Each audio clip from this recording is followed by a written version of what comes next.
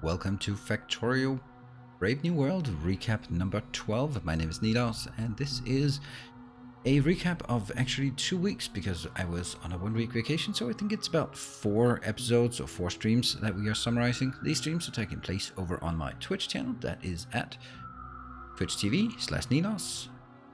And it happens on Tuesdays, Thursdays, and Sundays at 8 p.m. Central European Time. So do come on over and check it out. It's so much more fun to watch live and interact live than catching these on YouTube. But if you have been on vacation or you missed a few streams, then this serves as an update just to catch you up on what we're doing in space. So where we left off, this is the situation. We have a pretty good stockpile of credits thanks to all of the supporters. Really appreciate that. What we started off with was building this part. This is the first iteration, first steps towards our future train bus, and the majority of our progress will be working on how to migrate things into the train bus. We have a number of things. The first thing that we have set up here, you can see this one. This is a giant iron smelting facility, but it's not hooked up yet. So even though we have it available and all of it is, well, it's set up, but not a single train. Well, a few trains are coming in, but they're not really getting out yet. So I'm gonna have to migrate the iron from here into that one and then hook up all the things as well. So let's jump forward in time after the next stream and just see what has been progressing in that time. And here we are. So what we can see here is that our iron facility that we built previously is now completely online. You can see the things coming in here, and as soon as a station opens like this, there is a train ready to get in and fill it up. So keeping everything locked and loaded, all of these are flowing smoothly through. Whoops, autosave, thank you very much. And they are ready. All of these are now allocated. You can see here, allocated to greens, allocated to various other things, and a lot of these are allocated to steel, not surprisingly.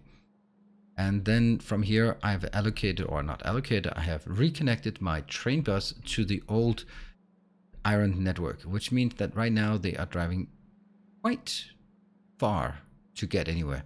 Might even be going, for example, here, going down there, going in here, going through that, just to get up to this location. The next challenge will be removing. As you can see, we have dried this up. Are there anything left? Yes, I've just taken the remainder of the iron that was stuck here and just poured it into the green circuit build, because the green circuit build is so hungry for iron and copper that you can always just throw things in here. However, we have now got stuck because I'm also doing the same for copper. I'm also in the process of migrating this copper. So this has been, as you can see here, also emptied. So we are removing the copper and removing the iron. The iron goes over here and the copper goes up to this one. Now this one is one of the newer builds, but it's not actually that great. We've also gotten a nice spawn at this location. A big copper facility, like 100,000 I think it was. Let's see. Yeah, 100 million, of course. Yeah, so that's going to be a lot. What we've started working on is a massive project out here. This massive project is the red circuit build. There's actually only going to be 6 red circuit trains outbound, but they will need 2 full lanes each. So I'm going to need to make, yeah, I think I can make 8 full lanes of red circuits here. And that's a lot, but it's not quite enough. And well, I think it's actually enough, but this one can be done better. I built it and then I asked for advice on how to build it better. You can also see that the expansion out here is quite massive. A big chunk has been carved out, and we're also going to take this part as well because we also need the outbounds, obviously. So that's where we are. We are going to continue working on the red circuit build so we can get that up and running, as well as removing the old copper and iron builds to transition to the newer and larger builds. Let's jump forward in time, another stream. So here we are. We have now transitioned. You can see the copper build is now gone and the red circuit build is completed and working. What we're seeing here is we have 12 lanes in. How much? 12 lanes in, and that splits into 16. Somehow. It splits into 24 half lanes. That's why things are coming in like this. And at that point, this is a CEST design. Very, very nice. And it goes in here, fills up all these because they need half a belt each. So they go in half a belt, and all of the copper goes on the lines closest. And that gives us not quite 12 lanes of red circuit, but it's going to be 8 full lanes of red circuits. But I'm going to build it out here on 12 lanes. Confirm. 12 lanes. Yes. Confirm on 12 lanes going into these locations. When it's in those locations here, it's just going to stockpile. Currently, not migrated the trains to these locations, so it's just hooked up and it's working, and I'm absolutely loving this design. I mean, this one is a really cool design. Just like how big this is. Each row is producing 15 per second, 15.4 per second to be more exact. Other things, well, this one is working. This one is not hooked up to the network. That's kind of a trouble. We are also in the process. These are still working. Wow, bright red. So I'm gonna have to stop sending things into the old red circuit because now we have the new red circuit built. So we have to dry out this one and redirect them over here, get them on the train bus here, and moving on. We have migrated all this. What about the iron? The iron is now operational. Everything's working. The iron here is still there. It does take quite a while to take all of these out. So one of the next parts is taking this out, which leaves, it's going to leave a big spot. I think that's going to be the next. However, one of the things that we are seeing as our big transition here is the fact that we are not able to keep up with the flow of all the things. Also, another thing that we can see, we used to have up to 2.7 million plastic in storage, and we are drying up with the plastic in storage. That is happening due to a large extent, thank you autosave, over this one where we replaced our low density structures. It is consuming almost enough plastic to put 4 full belts. Not quite 4 full belts. Actually, it's less. It's 1, 2, 3, 4, 5, 6. It's 3 full belts going in here if it's fully operational. So that's very easy way to consume it.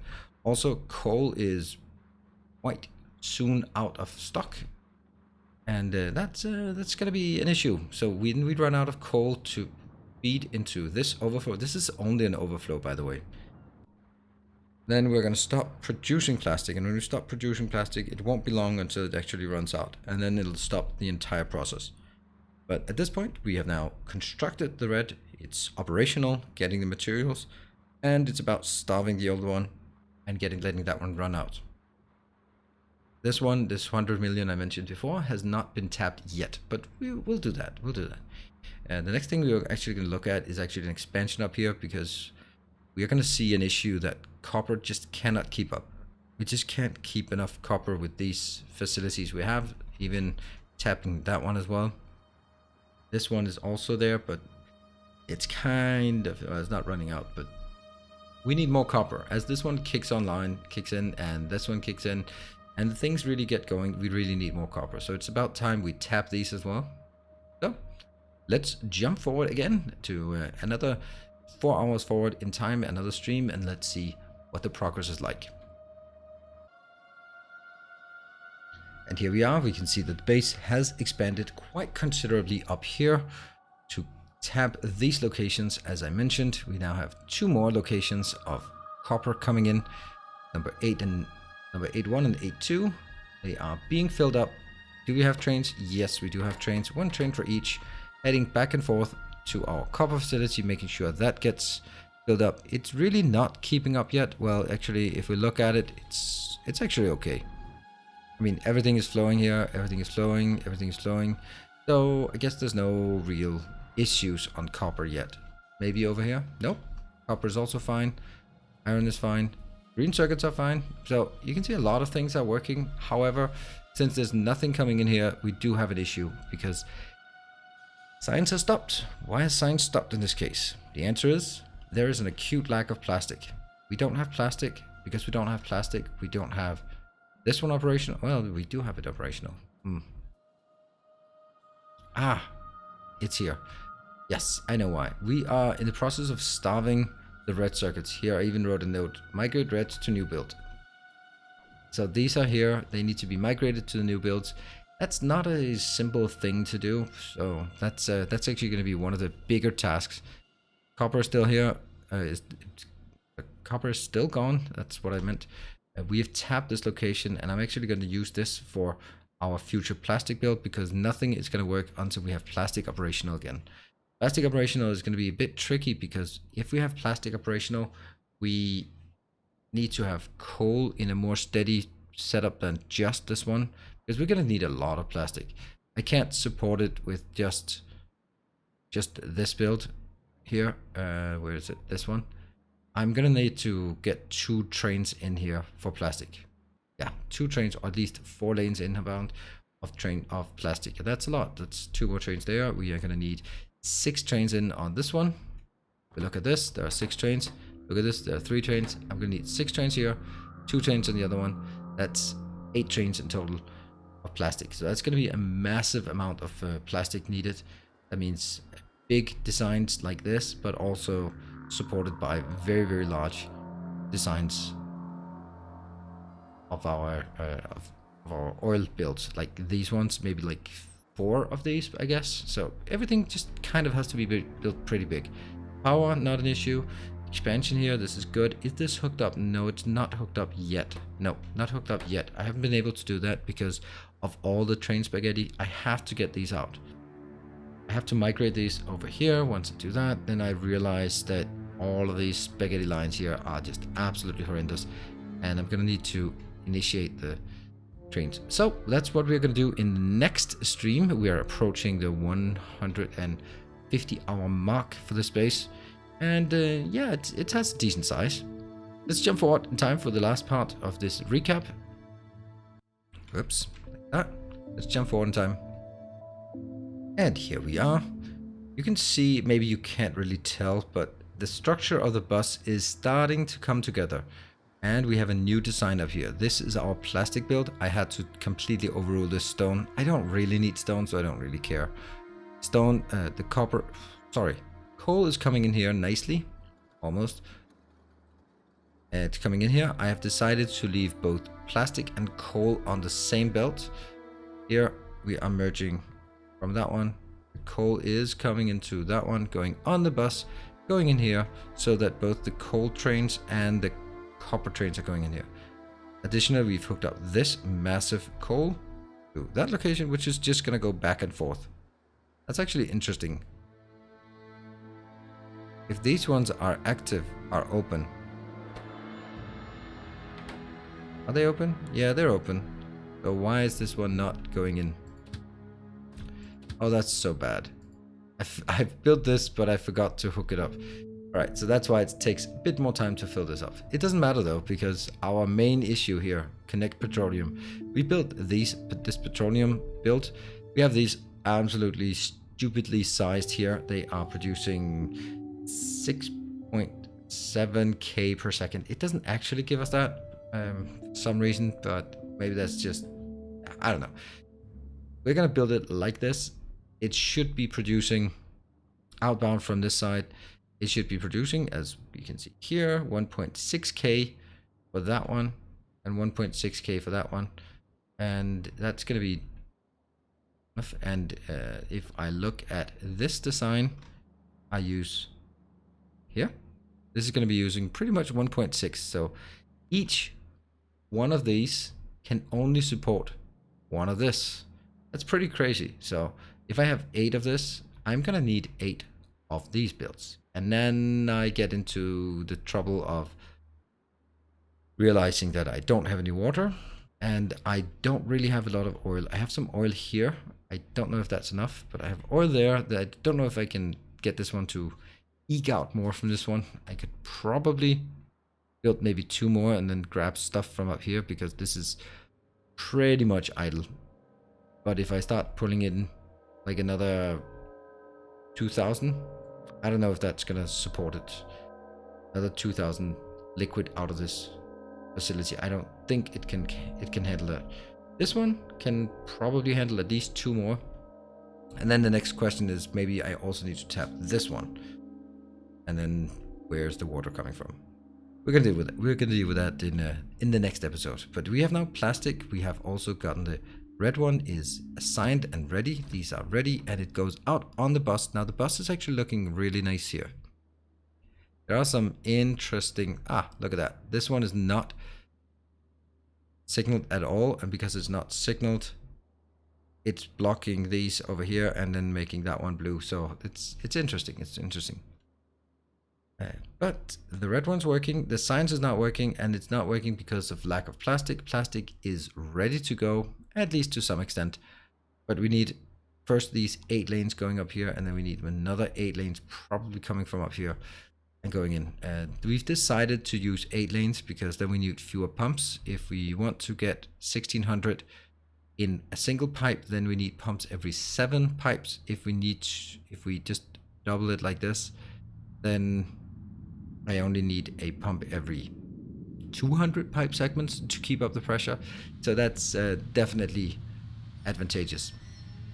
Good. That is where we are. So once the plastic is working, I actually think we're not exactly there, because we need to decommission the iron and we need to expand the steel.